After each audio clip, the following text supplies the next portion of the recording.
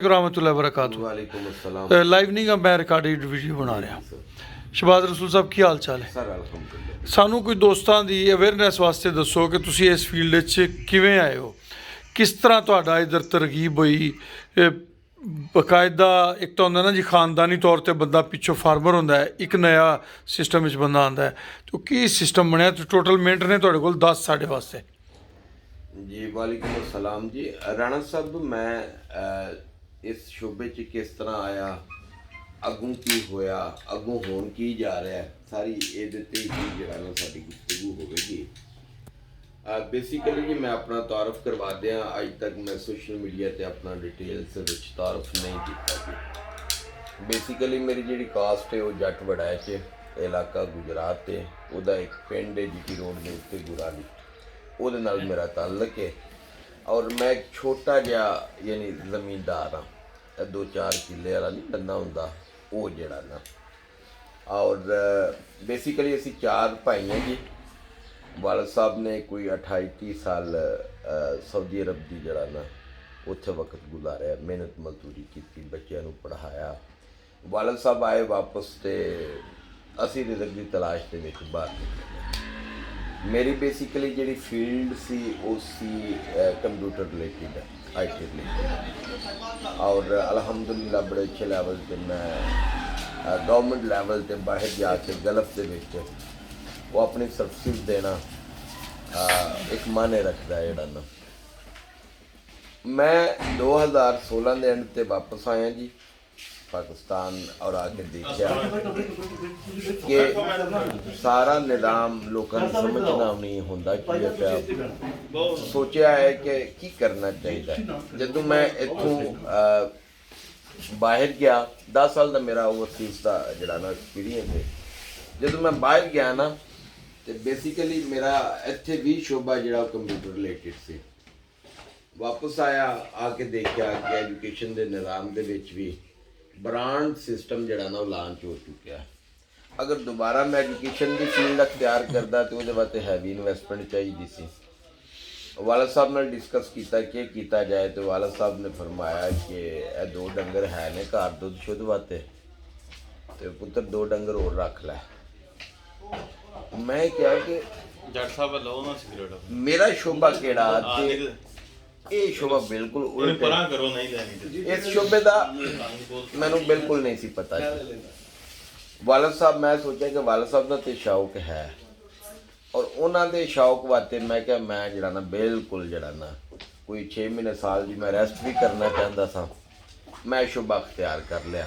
ਹੁਣ ਪਤਾ ਨਹੀਂ ਸੀ ਮੈਨੂੰ, ਮੈਂ ਇੱਥੇ ਡੇਰੇ 'ਤੇ ਹੀ ਲੈਪਟਾਪ ਖੋਲ੍ਹ ਕੇ ਬਹਿ ਜਾਣਾ ਕਰਨਾ, ਲੋਕਾਂ ਨੂੰ ਸੁਣਨਾ ਕਿ ਹੁਣ ਇਸ ਸ਼ੋਬੇ 'ਚ ਆਉਣਾ ਤੇ ਜਾਨਵਰ ਦੀ ਜਿਸਮਾਨੀ ਜ਼ਰੂਰਤ ਕੀ ਹੈ, ਕਰਨਾ ਕੀ ਚਾਹੀਦਾ, ਮੈਨੇਜਮੈਂਟ ਦੇ ਕੀ ਰੂਲਸ ਨੇ। ਮੈਂ ਸਟੱਡੀ ਆਪਣੀ ਜਿਹੜੀ ਸ਼ੁਰੂ ਕਰ ਦਿੱਤੀ। 2 ਸਾਲ ਮੈਂ ਲਗਾਤਾਰ ਲੱਗਾ ਰਿਹਾ। ਔਰ ਇਹਦੇ 'ਚ ਕਮਾਲ ਦੀ ਬਾਤ ਹੈ ਕਿ ਜੋ ਮੈਂ ਸਟੱਡੀ ਕਰਨਾ ਡੰਗਰ 'ਤੇ ਜਿਸਮ ਅਪਲਾਈ ਕਰਨਾ ਵਾ, ਵਾਲਦ ਸਾਹਿਬ ਚੂੰਕਿ ਉਹ ਸ਼ੁਰੂ ਤੋਂ ਇਸੇ ਨਿਜ਼ਾਮ ਦੇ ਵਿੱਚ ਸਨ। ਉਹਨਾਂ ਕਹਿਣਾ ਪੁੱਤਰ ਤੈਨੂੰ ਕੀ ਪਤਾ, ਮੈਂ ਜਿਹੜਾ ਨਾ ਪਿਓ ਦਾਦੇ ਤੋਂ ਡੰਗਰਾਂ ਨੂੰ ਜਿਹੜਾ ਨਾ ਉਹ ਜਾ ਮੈਂ ਬਿਲਕੁਲ ਜਿਹੜਾ ਨਾ ਉਹ ਆਪਣਾ ਟਾਰਗੇਟ ਮੈਂ ਨਹੀਂ ਛੱਡਿਆ। ਜਿਸ ਟਾਈਮ ਮੈਨੂੰ 2-2.5 ਸਾਲ ਹੋ ਗਏ ਨਾ, ਘਰ ਗਿਆ ਇੱਕ ਦਫਾ ਟੈਲੀਵਿਜ਼ਨ ਮੈਂ ਦੇਖਿਆ, ਉਹਦੇ 'ਤੇ ਐਡ ਚੱਲਦੀ ਪਈ ਕਿ ਜਿਹੜਾ ਖੁੱਲ੍ਹਾ ਦੁੱਧ ਮੁਜ਼ਰੇ ਸੇ ਤੇ ਇਹ ਦੁੱਧ ਨਹੀਂ ਠੀਕ ਜਿਹੜਾ ਨਾ। ਮੈਂ ਸੋਚਣ 'ਤੇ ਮਜਬੂਰ ਹੋ ਗਿਆ ਜੇ ਇਹ ਦੁੱਧ ਨਹੀਂ ਠੀਕ ਤੇ ਮੈਂ ਕਿਹੜੇ ਸ਼ੋਬੇ 'ਚ ਆ ਗਿਆ। ਯਾਰ ਇਹ ਗੱਲ ਕੁਛ ਸਮਝ 'ਚ ਨਹੀਂ ਆਉਂਦੀ। ਮੇਰਾ ਭਾਂਜਾ ਜੀ ਸ਼ਾਦੇਬ, ਮੈਂ ਉਸ ਨੂੰ ਕਾਲ ਕੀਤੀ। ਮੈਂ ਕਿਹਾ ਯਾਰ ਆ ਕੇ ਨਾ ਦੇਖ ਮੇਰੀ ਛੋਟੀ ਜਿਹੀ ਵੀਡੀਓ ਬਣਾ ਕਿ ਮੇਰੇ ਕੋਲ ਗਲਤੀ ਹੋ ਗਈ ਜਾਂ ਕੀ ਹੋ ਗਿਆ। ਮੈਂ ਤਾਂ ਸੁਣਨਾ ਪਿਆ ਬਈ ਇਮਰਾਨ ਖਾਨ ਸਾਹਿਬ ਆਏ ਨੇ ਤੇ ਉਹਨਾਂ ਪ੍ਰਾਈਮ ਮਿਨਿਸਟਰ ਹਾਊਸ 'ਚ ਮੱਝਾਂ ਜਿਹੜੀਆਂ ਨੇ ਉਹ ਕੱਢ ਦਿੱਤੀਆਂ ਨੇ, ਤੇ ਜੇ ਮੱਝ ਨੇ ਖਾਲਸ ਦੁੱਧ ਨਹੀਂ ਦੇਣਾ ਤੇ ਮੱਝ ਉੱਥੇ ਕੀ ਕਰਦੀ ਸੀ। ਇਸੇ ਤਰ੍ਹਾਂ ਜਿੰਨੇ ਵੀ ਆ ਵੱਡੇ ਬਿਜ਼ਨਸਮੈਨ ਮੈਂ ਲੋਕ ਦੇਖਣਾ, ਉਹਨਾਂ ਆਪਣੇ ਘਰ ਦੇ ਇਸਤੇਮਾਲ ਵਾਸਤੇ ਕੋਈ ਨਾ ਕੋਈ ਮੱਝ ਰੱਖੀ ਹੁੰਦੀ ਹੈ ਤਾਂ ਕਿ ਬੱਚਿਆਂ ਨੂੰ ਖਾਲਸ ਦੁੱਧ ਲੱਭੇ।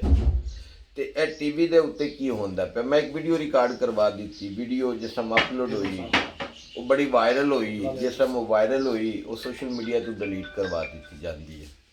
ਮੈਨੂੰ ਸ਼ਾਕਰ ਉਮਰ ਗੁੱਜਰ ਸਾਹਿਬ ਦਾ ਕਰਾਚੀ ਤੋਂ ਫੋਨ ਆ ਜਾਂਦਾ ਹੈ कि शहबाज साहब बात कर रहे हैं, मैं DCFA पाकिस्तान का मरकजी प्रेसिडेंट बात कर रहा हूँ।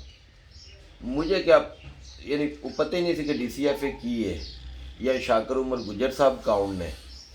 मैं बिल्कुल मैं क्या जी वेलकम, उन्हें कहा जी तुहाडी वीडियो डिलीट हो गई है और तुहानू पता है कि तुहाडी वीडियो क्यों डिलीट हुई है।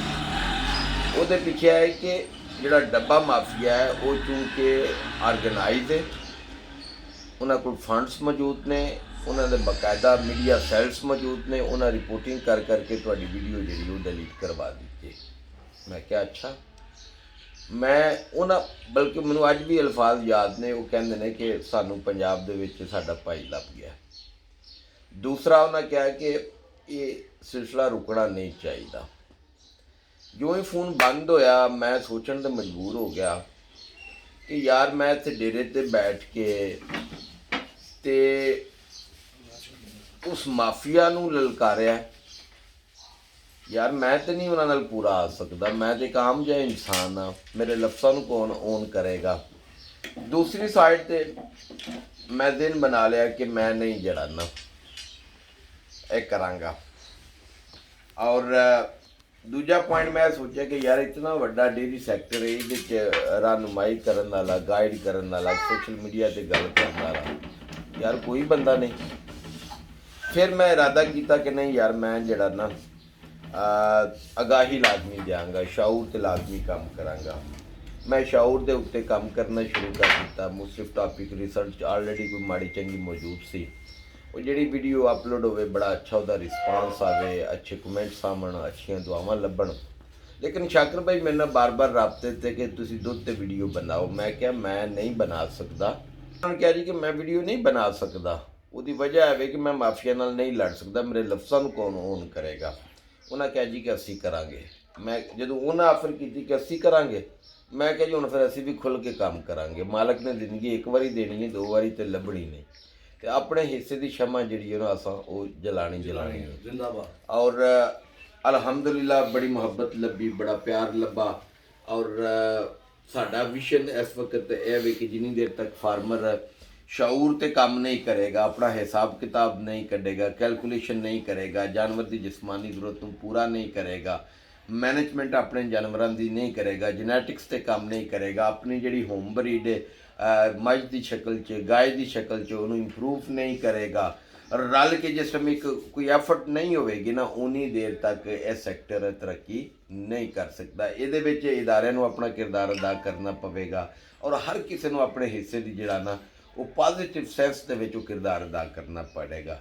ਔਰ ਉਸੇ ਵਾਸਤੇ ਦਵਾਂ ਲਾਈਨਾਂ 'ਤੇ ਸ਼ਾਊਰ 'ਤੇ ਵੀ ਔਰ ਮੁਨਜ਼ਮ ਕਰਨ 'ਤੇ ਵੀ ਅਲਹਮਦੁਲਿਲਾ ਪੰਜਾਬ ਦੇ ਵਿੱਚ ਮੁਸਤਲਿਫ ਇਜ਼ਲਾਤ ਦੇ ਵਿੱਚ ਆਲਰੇਡੀ ਫਾਰਮਰਸ ਨੂੰ ਮੁਨਜ਼ਮ ਕਰਕੇ ਇੱਕ ਜਾਇੰਟ ਐਫਰਟਸ ਦੁੱਧ ਦੇ ਰੇਟਸ ਵਾਸਤੇ, ਕਾਸਟ ਆਫ ਪ੍ਰੋਡਕਸ਼ਨ ਵੱਧ ਗਈ ਹੈ।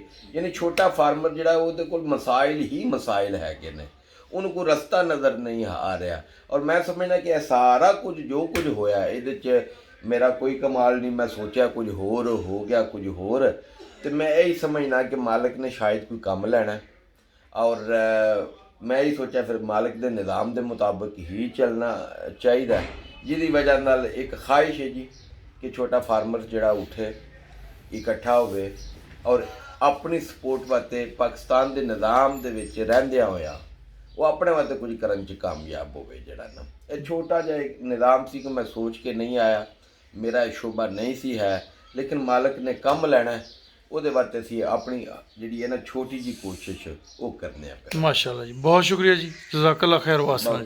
ਬਹੁਤ ਸ਼ੁਕਰੀਆ।